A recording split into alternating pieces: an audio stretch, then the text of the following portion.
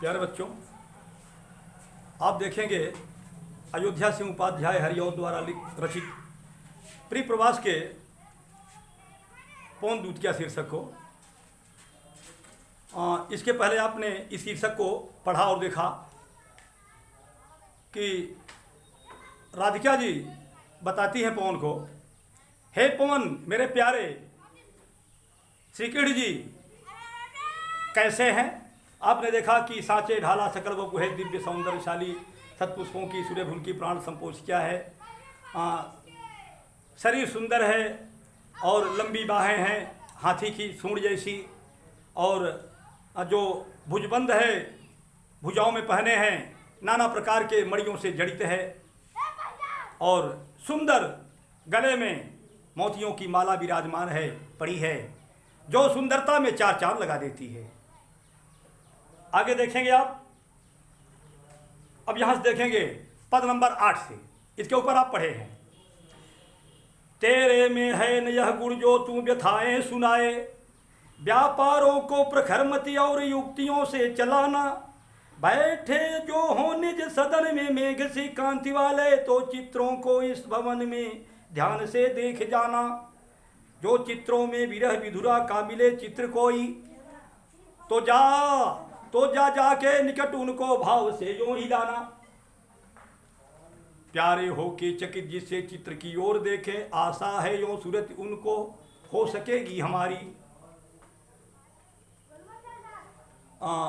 श्री राधिका जी पवन से कहती हैं, प्यारे बच्चों ऊपर बताया जा चुका है कि पवन वास्तव में पुल्लिंग है, लेकिन अपनी कार्य सिद्धि प्रयोजन सिद्ध के लिए हरिऔध जी ने उसे स्त्रीलिंग बना करके मानवीकरण कर दिया है।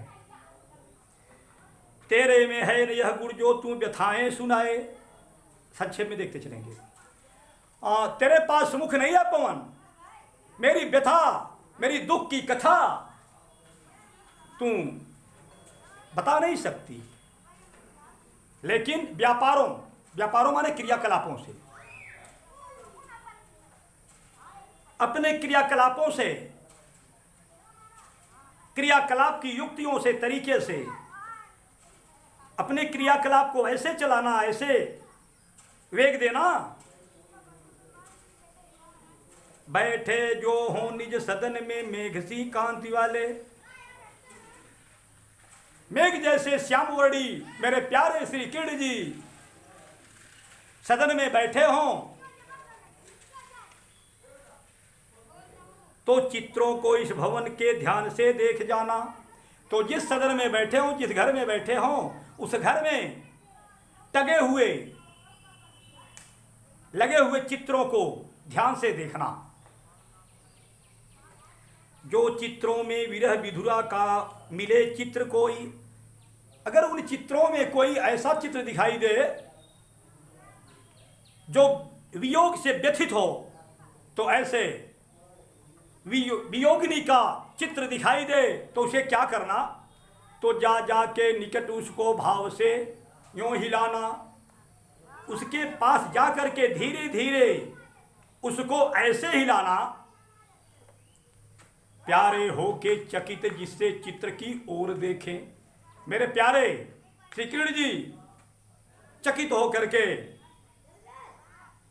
उस चित्र को ध्यान से देखें, आशा है यूं सूरत उनको हो सकेगी हमारी।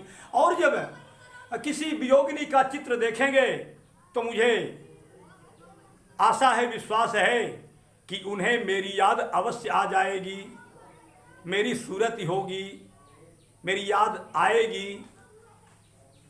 आगे देखेंगे,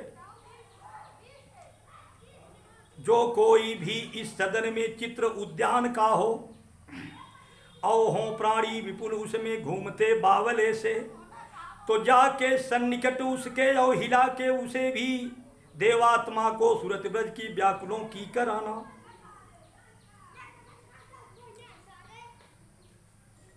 श्री राधिका पुनः पवन से कहती हैं, हे पवन, जिस सदन में मेरे प्यारे बैठे हों और उसमें अगर किसी उद्यान का चित्र लगा हो और उस उद्यान में अति व्याकुल होकर के प्राणी इधर उधर पशु पक्षी बावले से घूमते फिरते दिखाई दे, तब क्या करना?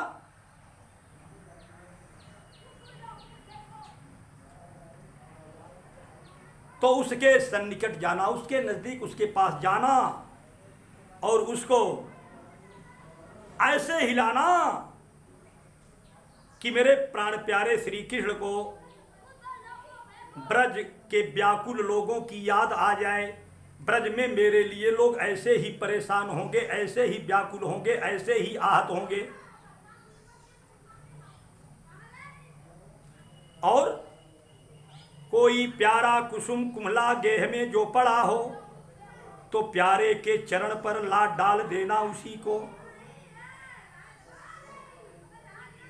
राधा पवन से कहती हैं, अगर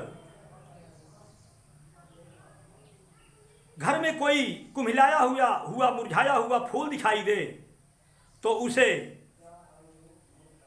धीरे से उठाकर लाना और प्यारे श्री कृष्ण के चरणों में डाल देना,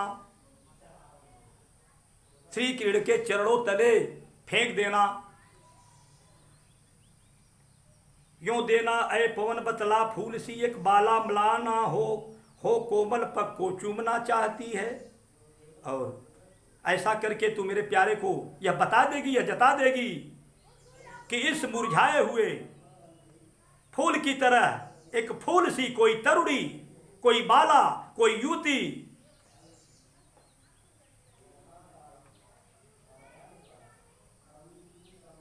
मलिन हो गई है, आपके वियोग में मुरझा गई है।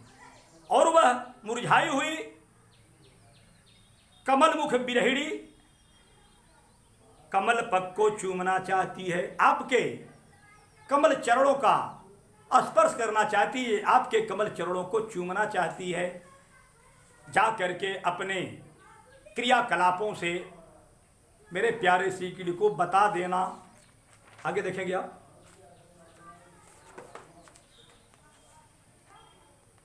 जो प्यारे मंजू पुवन या वाटिका में खड़े हों,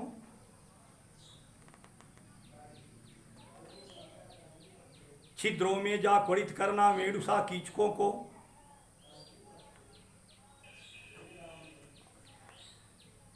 छिद्रों में जा क्वड़ित करना वेणुसा कीचकों को, यो होवेगी सूरत उनको सर्वगोपांगना की। श्री राधा जी कहती हैं कि अगर मेरे प्यारे किसी सुंदर उपवन या वाटिका में खड़े हों तब क्वड़ित करना वेणुसा कीचकों को। कीचक माने बांस, कीचकों माने बांसों। ध्यान होना चाहिए, राजा विराट का साला, उसका भी नाम कीचक था, जिसका वध गदाधारी भीम ने किया था। कथा पढ़ेंगे तो मिलेगा आपको। यहां कीचक माने बांस। अगर मेरे प्यारे किसी सुंदर उद्यान में, उपवन में, वाटिका में खड़े हों तो वहां अगर बांस विराजमान हो, बांस वहां उपस्थित हो, तब जाकर के उनके छिद्रों में प्रवेश करके धीरे धीरे बजाना। छिद्रों में जा क्वड़ित करना वेणुसा कीचकों को, और ऐसे बजाना कि वह बांसुरी जैसे बजने लगे तो हो जाएगी सूरत उनको सर्वगोपांगना की। तो संभवतः उन्हें गोपियों की याद आएगी कि मेरी प्यारी गोपियां भी इसी तरह, इसी प्रकार से बंसी की आवाज सुनने के लिए बेचैन रहती थी, आकुल रहती थी, आहत रहती थी, परेशान रहती थी, घबराती थी, छटपटाती थी। तो ऐसा क्रियाकलापों से तू ऐसा करेगी तो मेरे प्यारे को गोपांगनाओं की याद आ जाएगी, ब्रज की गोपियों की याद आ जाएगी।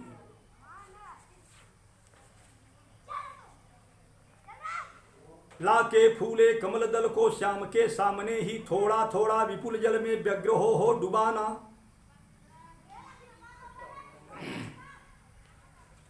राधिका जी कहती हैं कि कमल दल को ला करके कमल को ला करके श्याम के सामने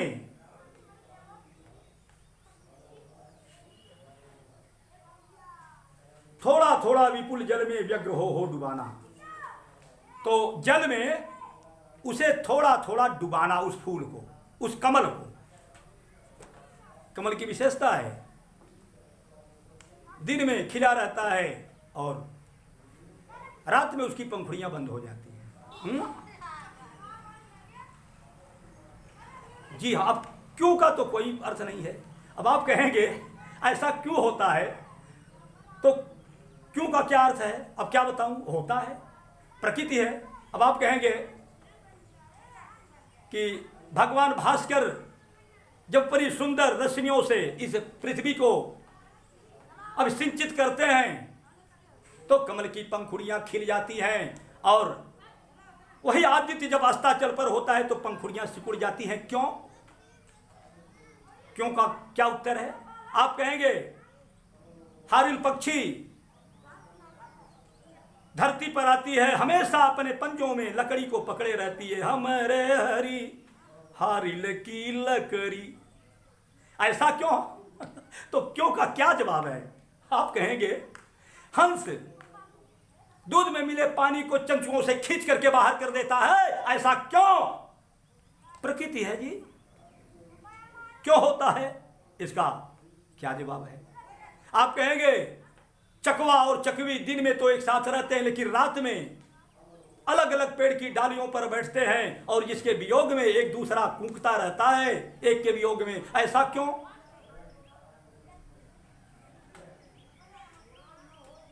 आप कहेंगे बाज पक्षी बैठी चिड़िया परवार करता, उड़ती चिड़िया परवार नहीं करता। क्यों? तो क्यों, क्या बताऊंगा क्यों। आप कहेंगे चकोर नित्य चंद्रमा को निहारता रहता है, आपको खाने का प्रयास करता है, लागी लगन छूटे नहीं, जीभ चोच जरी जाए, मीठा कहाँ अंगार में जाहि चकोर चबाए। तो इसकी अब क्यों होता है, अब इसका जवाब मेरे पास नहीं है। अब सारस नर्मदा साथ में रहते हैं, अगर किसी एक को शिकारी पकड़ लेता है तो वह शिकार कर देता है, तो उसके वियोग में दूसरा भी प्राण को त्याग देता है। क्यों?